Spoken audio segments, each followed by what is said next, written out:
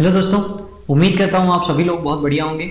मेरा नाम सुमित सारडा है और आज का हमारा ये video how to approach CA final studies उसके ऊपर है। ये वीडियो उन स्टूडेंट्स के लिए है जिन्होंने रिसेंटली सीए इंटर का एग्जाम क्लियर किया है। तो ये वीडियो आप लोग एग्जाम स्ट्रैटेजी समझ के मत देखिएगा। जो लोग एग्जाम स्ट्रैटेजी के पॉइंट से सोच रहे हैं उनके लिए नहीं है, ये उनके लिए जिन्होंने रिसेंटली सीए इंटर क्लियर किया है और अब सीए फाइनल की स्टडीज शुरू करने वाले हैं। इससे पहले कि मैं आगे बढ़ूं, ये चैनल सब्सक्राइब करने की रिक्वेस्ट रहेगी मेरी आप सभी लोगों को। रीजन बीइंग कि फाइनेंशियल रिपोर्टिंग से रिलेटेड कई सारे इंपॉर्टेंट वीडियोस हम लोग यहाँ कवर करते हैं। आरटीपी के क्वेश्चंस, एमटीपी के question, pass exam question, conceptual videos, Indian accounting standards के आपको सबकी प्लेलिस्ट भी मिल जाएगी और बहुत सारा डेटा ऑलरेडी यूट्यूब पे मिल जाएगा अगर आप प्लेलिस्ट देखेंगे तो इसलिए एक रिक्वेस्ट रहेगी कि चैनल को सब्सक्राइब जरूर कीजिएगा, ठीक है। ये कंटेंट को हम स्टार्ट करते हैं। पहली बात ध्यान में रखिए, अभी अभी आप लोगों ने सीए इंटर क्लियर किया है तो पहले तो congratulations and all the best for your coming days. हमें ध्यान क्या रखना है, आप जैसे ही अपना सीए इंटर क्लियर करते हैं तो पहले तो वो आईटीटी, ओरिएंटेशन, फिर उसके बाद आपको आर्टिकलशिप ज्वाइन करना है। पहले तो ये सारी की सारी फॉर्मेलिटीज खत्म कर दीजिए। इमीडिएट तो हम लोगों को टेंशन लेने की जरूरत नहीं है, पहले तो ये सारी की सारी फॉर्मेलिटीज खत्म कर लीजिए। हम थोड़ी बहुत थियोरेटिकल बात करते हैं कि थियोरेटिकली आपके पास कितना टाइम अवेलेबल होगा रफली सीए फाइनल की एग्जाम के लिए। तो जैसा कि आप लोग जानते हैं कि एक बार आपने अपना एक ग्रुप भी क्लियर किया होगा या आप फर्स्ट अटेम्प्ट है दोनों के दोनों आपने ग्रुप्स क्लियर कर लिए हैं, तो उसके बाद आर्टिकलशिप 2.5 इयर्स कंप्लीट करने पे आप फाइनल का अटेम्प्ट दे सकते हैं। बराबर 2.5 इयर्स ऑफ आर्टिकलशिप कर लीजिए और आप अटेम्प्ट दे सकते हैं अपना सीए फाइनल का। पर अगर आपने एक एक ग्रुप एक साथ अप्रोच किया है, पहले ग्रुप 1 फिर ग्रुप 2, हो सकता है आप में से कुछ लोगों ने आर्टिकलशिप ज्वाइन कर ली हो सकता है आप में से कुछ लोगों ने आर्टिकलशिप ज्वाइन नहीं की हो। जिन लोगों ने आर्टिकलशिप ज्वाइन कर ली थी एक ग्रुप क्लियर करने के बाद फिर दूसरा ग्रुप दिया, तो रफली आपके पास 2 साल बचे हैं, क्योंकि ये 2 अटेम्प्ट्स के बीच में रफली 3-4 महीने की आर्टिकलशिप आप कर चुके हैं, ठीक है। फिर कुछ ऐसे भी स्टूडेंट्स होते हैं जिन्हें मल्टीपल अटेम्प्ट्स लग जाते हैं ग्रुप 2 निकालने के लिए और फिर उसके बाद में आपका अटेम्प्ट आता है सीए फाइनल का। इसमें कई कैटेगरी ऑफ स्टूडेंट्स होते हैं जिनका यहां इंटर का ग्रुप निकला और 6 महीने बाद फाइनल का अटेम्प्ट होता है, ऐसे भी स्टूडेंट्स होते हैं, ठीक है। अब आप लोगों को तो मैं यही सजेस्ट करूंगा, आप 6 महीने में अटेम्प्ट नहीं दे सकते तो पहले तो 6 महीने का दिमाग से क्राइटेरिया निकाल दीजिए। अगर आप नवंबर में क्लियर हुए हैं और मई में आपका फाइनल का अटेम्प्ट है तो मई को स्किप कीजिए, अगले नवंबर की सोचिए, क्योंकि आप 6 महीने वेस्ट कर जाएंगे। आप लोगों के बारे में मैं बाद में बात करूंगा। मैंने ये पूरे वीडियो को हम 3 स्ट्रैटेजीज में पढ़ेंगे। एक वो लोग जिनके पास 2.5 इयर्स होते हैं, एक वो लोग जिनके पास 2 इयर्स होते हैं और एक वो लोग जिन्हें मल्टीपल अटेम्प्ट लग जाते हैं और कंपैरेटिव टाइम पीरियड कम होता है। तो देयर विल बी 3 स्ट्रैटेजीज जो हम इसमें डिस्कस करेंगे। So let me first start with the first attempt students, यानी कि ये फर्स्ट अटेम्प्ट का ये मतलब है कि जिन्होंने दोनों ग्रुप खत्म करने के बाद ही आर्टिकलशिप स्टार्ट की, दोनों ग्रुप खत्म करने के बाद, यानी अब आपको एग्जैक्टली 2.5 इयर्स लगेंगे सीए फाइनल का अटेम्प्ट देने के लिए। चलिए, अब एक बात ध्यान रखिए, पासिंग मंथ्स की अगर मैं बात करूं आप लोगों के लिए तो पासिंग मंथ होता है जनवरी। नवंबर में आपने अटेम्प्ट दिया है तो, और मई में अटेम्प्ट दिया है तो जुलाई आपका पासिंग मंथ होता है। बराबर, रिजल्ट आता है, फिर रिजल्ट आता है आईटीटी, ओरिएंटेशन, फिर आप आर्टिकलशिप पे लगते हैं। आर्टिकलशिप में 2 पीक पीरियड होते हैं, एक फाइनेंशियल ईयर का एंड मार्च और एक ऑडिट पीरियड का एंड सितंबर अक्टूबर। बराबर, यानी आप रफली ये समझ के चलिए कि ये पीरियड तक के तो आप लोग अपने ऑडिट में ही इतना बिजी रहेंगे कि आप पढ़ाई के बारे में सोच भी नहीं सकते। आप नए नए आर्टिकलशिप में जाएंगे और ये एकदम पीक पीरियड रहता है जब आप आर्टिकलशिप ज्वाइन करते हैं। तो समझ के चलिए कि ये 3 महीने तो खत्म हो गए। ये 3 महीने आपके पास कोई स्कोप ही नहीं था कि आप सोच भी सके कि मुझे पढ़ाई शुरू करना है। आपकी पढ़ाई शुरू होती है अगर आप मार्च, यानी मार्च वाले पीरियड में थे, जनवरी आपका अटेम्प्ट था तो मार्च के बाद अप्रैल से आपकी पढ़ाई शुरू होती है। और अगर आप जुलाई अटेम्प्ट यानी रिजल्ट वाले स्टूडेंट हैं तो सितंबर अक्टूबर के बाद यानी नवंबर मंथ पकड़िए जब आपकी पढ़ाई शुरू होती है। तो इफेक्टिवली जो मैंने आप लोगों के लिए यहाँ पे 2.5 इयर्स लिखा है ना, क्योंकि मैं पहले अभी ये ग्रुप की बात कर रहा हूं, तो आपके पास इतना टाइम रहेगा ही नहीं, आपके पास टाइम बचेगा सिर्फ 2 साल। 2 साल तो अब सर पढ़ाई कैसे अप्रोच करें? 2 साल यानी मैं बोल सकता हूं यू हैव रफली 720 डेज या 24 मंथ्स है आपके पास, ठीक है। 24 मंथ्स आपके पास होते हैं। हम सब्जेक्ट वाइज टाइम पीरियड देख लेते हैं, कौन कौन से सब्जेक्ट को कितना कितना टाइम लगता है। तो अगर मैं मेरे सब्जेक्ट की बात करूं, फाइनेंशियल रिपोर्टिंग, या आप किसी भी फैकल्टी का सब्जेक्ट लीजिए, ये मिनिमम 3 महीने ये क्लास चलेगी ही चलेगी। आप लाइव क्लास कीजिए, आप स्टूडियो रिकॉर्डिंग कीजिए, आप कहीं पे वीडियो लाइव क्लासेस कीजिए, वर्चुअल्स कीजिए, जो भी बोलेंगे आपको रफली 3 महीने लग जाएंगे। अब सर क्या करना चाहिए, लाइव करना चाहिए, स्टूडियो रिकॉर्डिंग करना चाहिए, वर्चुअल्स करना चाहिए, इस पे भी हम डिस्कशन करेंगे, बाद में देखते हैं। एसएफएम एक ऐसा सब्जेक्ट है जिसे faculty to faculty 75 to 90 days लग जाते हैं। सर ये आपने +30 +15 लिखा है, ये क्या है? देखिए जनरली, अभी मैं आगे स्ट्रैटेजी बताऊंगा, जनरली फाइनेंशियल रिपोर्टिंग और एसएफएम वो सब्जेक्ट होते हैं जो 90% ऑफ द स्टूडेंट सबसे पहले करते हैं। ये करने के ऑलमोस्ट 2 साल बाद आपका अटेम्प्ट आता है। आप भूल चुके होते हैं कि इस सब्जेक्ट में क्या पढ़ा था। ये सब्जेक्ट्स को रिवाइज करने के 2 तरीके होते हैं, या तो आप सेल्फ रिवाइज करते हैं या फिर आप फास्ट ट्रैक वीडियोस लेते हैं। और मैं जितने स्टूडेंट को जानता हूं 50 to 60% स्टूडेंट्स ऐसे होते हैं जो इसमें फास्ट ट्रैक, बूस्टर, रिवीजन, जो भी नाम बोलिए, वो लेते ही लेते हैं, क्योंकि वो सब कुछ भूल चुके होते हैं और उस समय जब बुक ओपन करते हैं तो कुछ समझ में नहीं आता। मोreover 2 साल में इतने सारे नए क्वेश्चन ऐड हो चुके होते हैं कि क्वेश्चन बैंक के थ्रू भी हम लोग पूरे अपडेटेड नहीं रहते। तो ये 2 सब्जेक्ट ऐसे होते हैं, इसके लिए मैं +30 +15 लिख के ही चलता हूं हमेशा, ठीक है। फिर लॉ एक ऐसा सब्जेक्ट है जो 1.5 to 2 मंथ ले लेगा, ऑडिट एक ऐसा सब्जेक्ट है जो 1.5 मंथ ले लेगा। SCMPE is 50% theory 50% practical. रफली 60 डेज की क्लासेस होती है फैकल्टीज की। DT काफी वास्ट होता है, direct tax with international taxation होता है ये, तो 90 डेज की क्लास होती है। आप कोई भी फैकल्टी के लीजिए 80 to 90 डेज की क्लास रहती है। IDT is something that is 75 days और इलेक्टिव यानी ओपन बुक रफली 30 डेज होता है, यानी पूरा मिला के आप पकड़िए 1.5 ईयर। तो मैंने आपको क्या कहा था, आपके पास 2 साल है और ये पूरा ड्यूरेशन है 1.5 ईयर, मतलब 2 साल का पीरियड। 2 साल में 6 महीने तो हम सेल्फ स्टडी करेंगे ना। वैसे सेल्फ स्टडी के लिए 3 महीने बहुत होते हैं, 6 महीने नाम के होते हैं, 3 महीने ही आप सेल्फ स्टडी करते हैं, बचे हुए 3 महीने तो आप टाइम पास कर जाते हैं। तो पकड़ के चलिए कि आप 3 महीने सेल्फ स्टडी करेंगे, वो टाइम आपको मिल जा रहा है। तो अब आपके दिमाग में एक सवाल आएगा कि मैंने एक सब्जेक्ट करना चाहिए एट अ टाइम की 2? एक सब्जेक्ट। अब आपका जो आर्टिकलशिप का टाइम होता है वो जनरली होता है 11 to 5। ये 5 की कोई लिमिट नहीं होती, ये 7 PM भी हो जाता है, कई जगहों पे है ऐसा। यानी मॉर्निंग टाइम वो रहता है जब आप एथिकली क्लास कर सकते हैं, बराबर है। पर इवनिंग में आपके टाइम का कोई पक्का नहीं है। अगर आपने इवनिंग टाइम पे क्लास लगाई भी है तो आप वो क्लास अटेंड कर पाएंगे, उसमें भी कोई एश्योरिटी नहीं रहती। भाई आर्टिकलशिप है, आप अपने प्रिंसिपल को नहीं मना कर सकते, बोल नहीं सकते सर क्लास में मुझे जाना पड़ेगा। एक पॉइंट पे तो कभी कभी प्रिंसिपल ही नहीं मानेगा, नहीं बोले काम है बैठो, हमको नहीं पता। ये टाइम आपका सेल्फ स्टडी का होना चाहिए, यानी जो सुबह पढ़ा उसी को शाम को सेल्फ स्टडी कर लो, ठीक है। यानी मैं सुबह क्लास कर रहा हूं, शाम को मैंने क्लास में क्या पढ़ा वो रिवाइज कर लेना चाहिए, एथिकली ये करना चाहिए। आप बोलोगे सर फिर दोस्तों के साथ मस्ती कब करेंगे? सैटरडे संडे करो, जितनी मस्ती करना है, मंडे टू फ्राइडे क्लास करो, ठीक है। यानी 2 दिन ऐसे हफ्ते के डिसाइड कर लो कि भैया ये 2 दिन तो मैं मस्ती करूंगा, बिल्कुल पढ़ाई नहीं करूंगा, पर बाकी के 5 दिन एथिकली ईमानदारी से पढ़ाई करो। ये क्यों बोल रहा हूं? क्योंकि FR जब आप पढ़ेंगे ना तो टीचर के साथ सब समझेगा, पर जब बाद में वापस से बुक खोलेंगे समझ में आएगा कि कुछ याद नहीं आ रहा।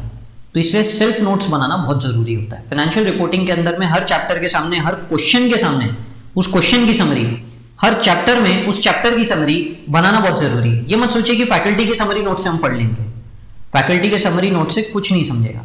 जो खुद के नोट से समझेगा वो फैकल्टी के नोट से तो बिल्कुल नहीं समझेगा।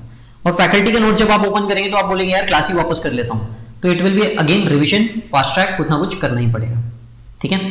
तो इसीलिए पहला पॉइंट तो ये होता है कि भैया खुद के नोट्स बनाना बहुत जरूरी है। पहले 2 सब्जेक्ट में तो बहुत एथिकल रहना पड़ेगा इस चीज को लेके, FR एंड SFM, ठीक है। सो पहले तो शेड्यूल वगैरह बैठ गया आपका। अब मैं वापस पीछे जाता हूं उन स्टूडेंट्स के लिए जिन्होंने पहले एक ग्रुप किया, आर्टिकलशिप लगा ली, फिर दूसरा ग्रुप किया, दोनों एक अटेम्प्ट में निकाला, पहले ग्रुप एक अटेम्प्ट में, दूसरा ग्रुप एक अटेम्प्ट में। अब CA फाइनल उनका आना है।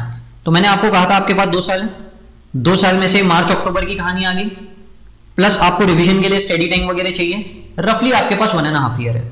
अब अगर आप बोलोगे कि सर 1.5 ईयर मतलब ये 1.5 ईयर तो बस क्लास खत्म किया और सीधा अपने को पढ़ाई करने बैठना है, ऐसा नहीं हो सकता ना, ये तो पॉसिबल ही नहीं है।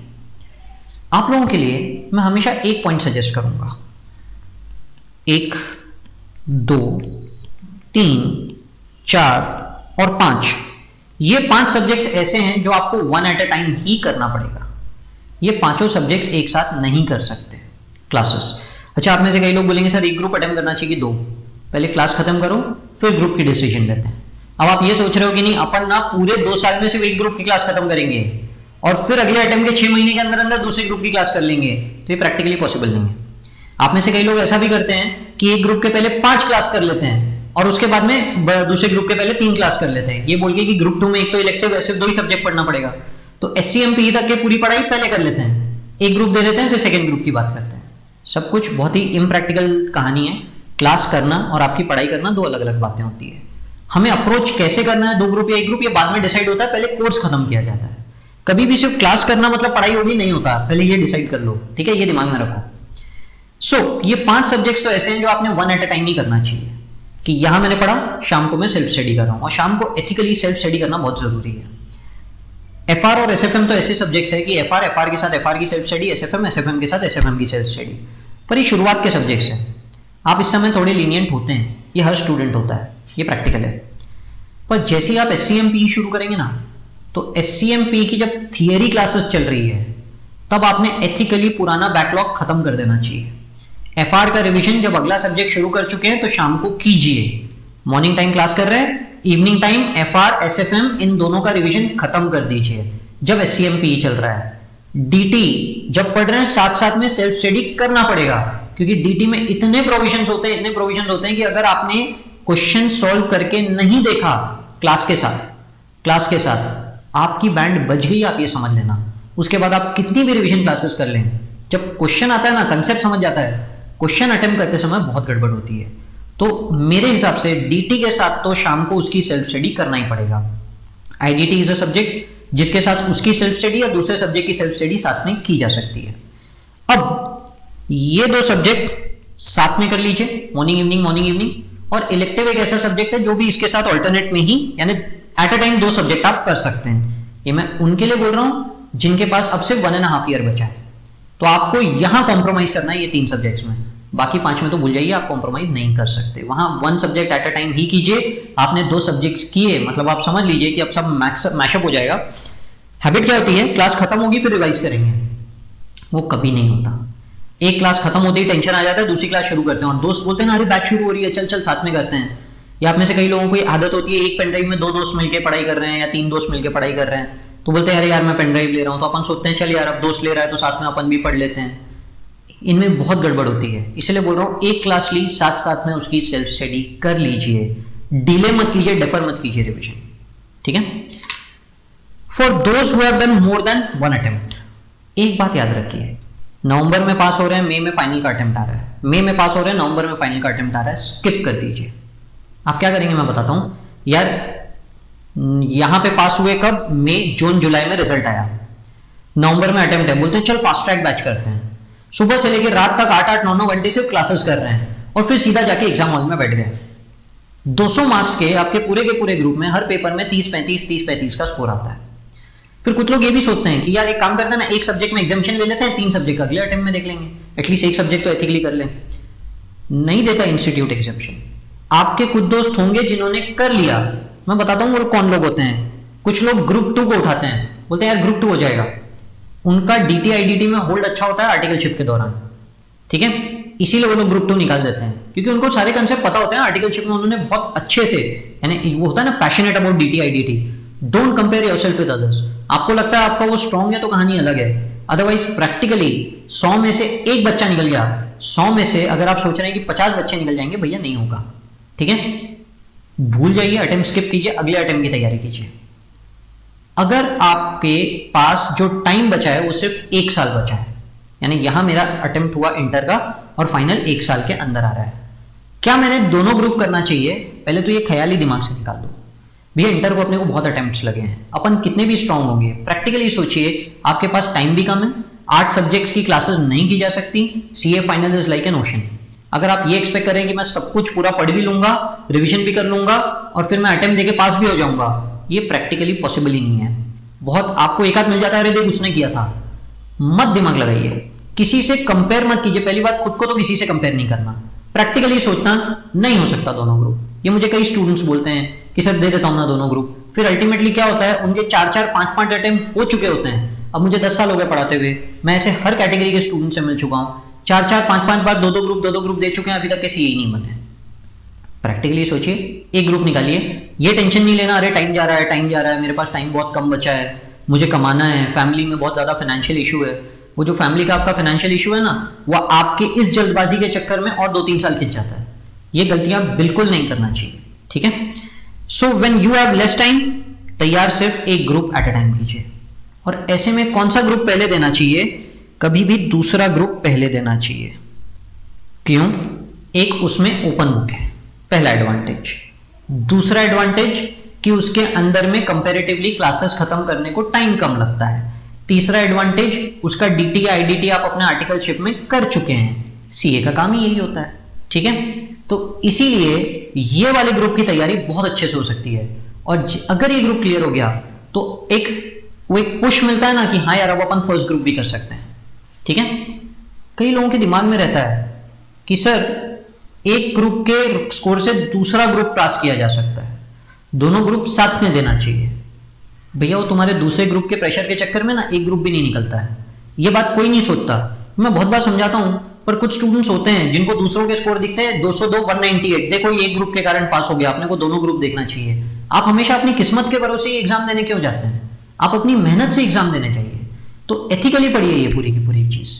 तो मेरे हिसाब से ग्रुप 2 पहला जाइए, ये बूस्टअप देगा। जैसे ही पास हो जाएंगे ना एक कॉन्फिडेंस आता है, उसके बाद ग्रुप 1 की तैयारी कर दीजिए। ग्रुप 1 में एडवांटेज मिलता है थियरी का।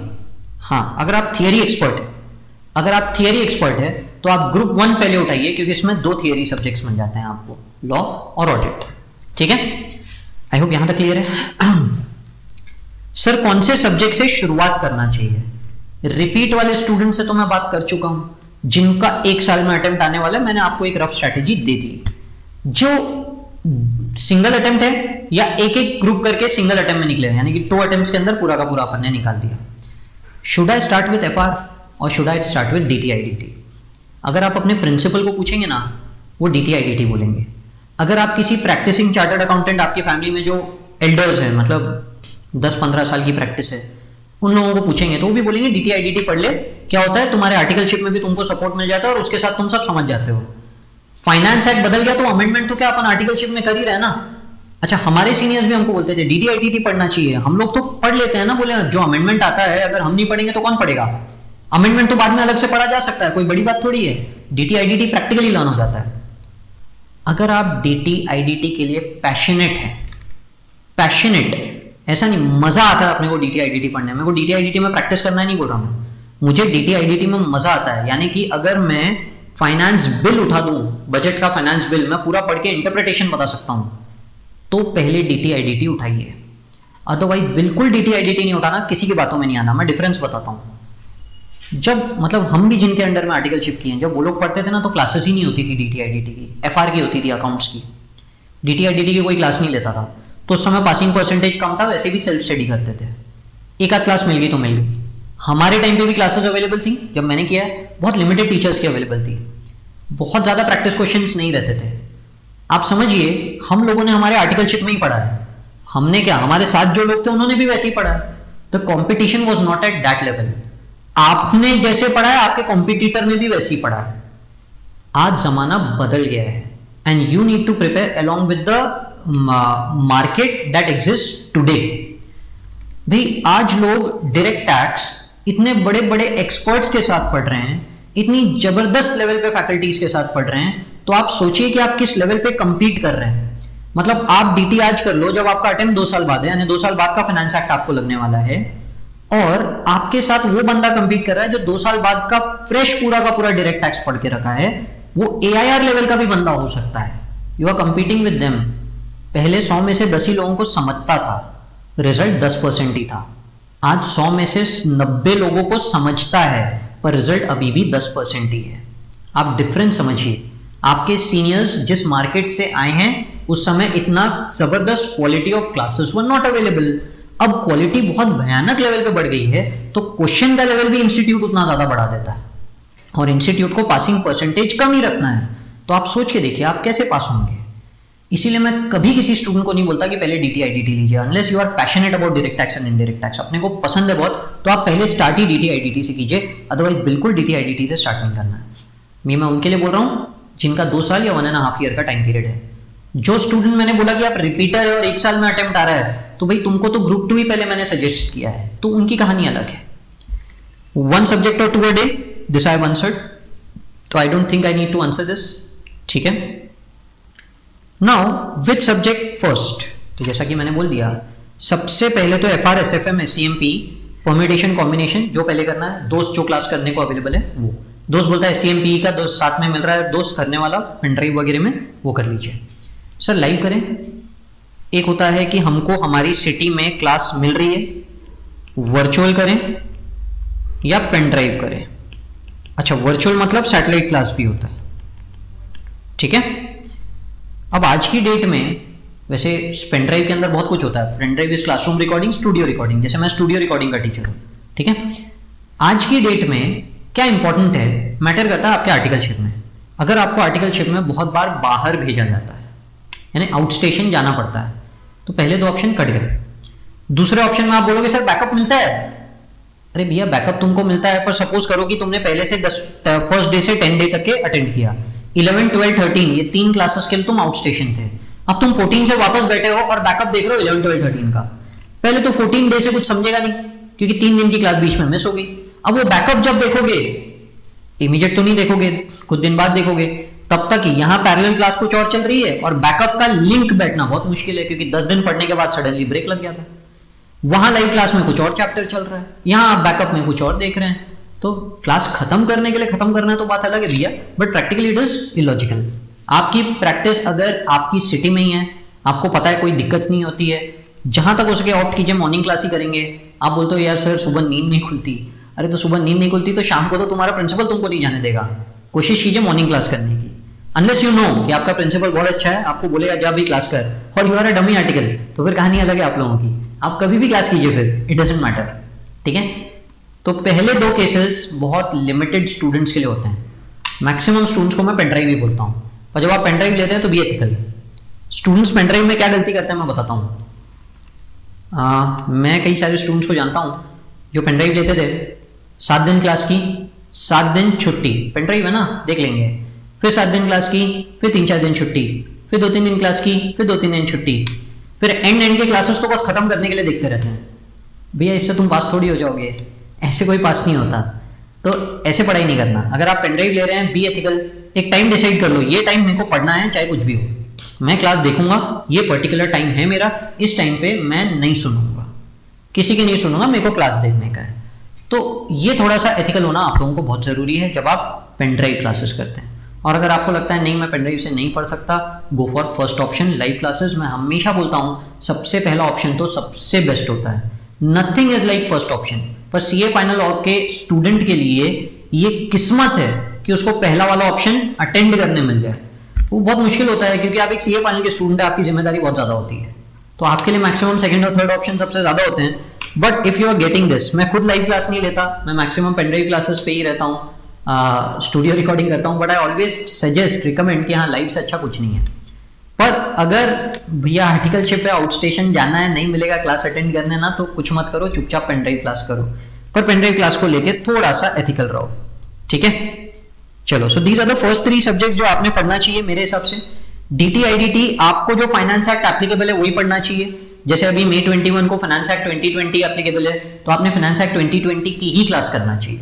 आप ये मत सोचिए कि अमेंडमेंट अलग से पढ़ लेंगे, उसका रीजन क्या होता है, अभी अपन ने डीटी कर लिया, जब अपन अमेंडमेंट लेके बैठते हैं तो फैकल्टी आपको अमेंडमेंट बताएगी, पर वो अमेंडमेंट जिस चीज से लिंक था उसके कैसे क्वेश्चंस थे ये कोई नहीं बताएगा, ये रेगुलर क्लास में बताया जाता है। अमेंडमेंट बता दिया जाएगा, अमेंडमेंट का क्वेश्चन करा दिया जाएगा, but you need to recall कि अमेंडमेंट के बिना क्या हो रहा था, यानी पहले क्या हो रहा था, अब अमेंडमेंट के बाद किस तरह से क्वेश्चन पैटर्न पूरा चेंज हो जाएगा। कहानी बहुत ड्रास्टिकली बदलती है, चुपचाप बाद में रेगुलर क्लास कीजिए, डीटी आईडीटी नए फाइनेंस एक्ट ही कीजिए जो आपको एप्लीकेबल होता है, ठीक है। तो सबसे पहला सब्जेक्ट 3 होते हैं, सबसे आखिरी सब्जेक्ट डीटी आईडीटी होते हैं। सर लॉ ऑडिट कब किया जाता है, बीच के पीरियड में किया जाता है। लॉ ऑडिट इलेक्टिव या बीच के पीरियड में कंप्लीट कर लीजिए। इलेक्टिव के लिए कंटेंट रेडी कर लीजिए, because that is an open book examination और कोई ना कोई सब्जेक्ट से रिलेटेड होता है। सर कौन सा इलेक्टिव लेना चाहिए वो डिपेंड करता है पास रिजल्ट्स पे। अगर आपको लगता है इकोनॉमिक लॉ का अच्छा रिजल्ट आ रहा है जैसे रिसेंटली, तो इकोनॉमिक लॉ लीजिए। बीच में इंटरनेशनल टैक्सेशन का अच्छा रिजल्ट आ रहा था, सब लोग इंटरनेशनल टैक्सेशन में गए, फिर उसका रिजल्ट डाउन हो गया। मुझे पूछेंगे मैं जीएफआरएस बोलूंगा क्योंकि मेरा सब्जेक्ट एफआर है, तो ये डिसाइड आपको करना है कि आपने कौन सा सब्जेक्ट लेना चाहिए, ये मैं नहीं बता सकता। मैक्सिमम स्टूडेंट्स ने पहले इंटरनेशनल टैक्सेशन लिया है, उसका रिजल्ट अब डाउन हो गया, रिस्क मैनेजमेंट उसका रिजल्ट डाउन हो गया, अब स्टूडेंट्स इकोनॉमिक लॉ ले रहे हैं, बहुत जल्द उसका भी रिजल्ट डाउन हो जाएगा, ठीक है। So that is how you should approach your studies. Articleship कहाँ करना चाहिए, कैसी फॉर्म में करना चाहिए, वो सब अब इस वीडियो के अंदर में मैं मिक्स नहीं करूंगा। आई थिंक मैंने कई सारे आप लोगों के क्वेश्चंस, कई सारे डाउट्स यहाँ पे सॉल्व किए हैं। फिर भी अगर आपको लगता है कि नहीं सर और थोड़े डाउट्स है, कुछ और बातें क्लियर करना है, तो नीचे कमेंट कर दीजिए। पहला तो सजेशन ये रहेगा, कमेंट कर दीजिए। कमेंट में रिप्लाई कर पाया तो कर दूंगा, अगर कमेंट में रिप्लाई नहीं कर पाया तो 8600364185 ये है मेरा नंबर। कॉल मत कीजिए, व्हाट्सएप कीजिए, ऑडियो रिकॉर्डिंग व्हाट्सएप कर दीजिए या लिख के व्हाट्सएप कर दीजिए, मैं पक्का रिप्लाई करूंगा आपको, ठीक है। तो चलिए, all the best for your coming days and exam. अगर आप मुझसे फाइनेंशियल रिपोर्टिंग पढ़ना चाहते हैं, डिस्क्रिप्शन में मैं लिंक डाल के रखा हूं, आप वो देख सकते हैं। आपको मैं कैसे पढ़ाता हूं देखना है, उसके तो इतने वीडियोज है, कोई कमी नहीं है, जितने वीडियो देखना है आप लोग देख सकते हैं। मैं ऑलमोस्ट रोज लाइव आता हूं अपने चैनल के ऊपर, तो आपको वो पूरा का पूरा कंटेंट वहां से मिल जाएगा। मैं डीटी भी पढ़ाता हूं, पर फास्ट ट्रैक, सिर्फ फास्ट ट्रैक, ठीक है। तो जो स्टूडेंट फास्ट ट्रैक अप्रोच करना चाहते हैं वो लोग डायरेक्ट टैक्स ले सकते हैं, ठीक है। So all the best and I am always available, जब चाहिए आप कॉन्टैक्ट कर सकते हैं। Thank you for watching the video, channel जरूर सब्सक्राइब कीजिएगा। Thank you.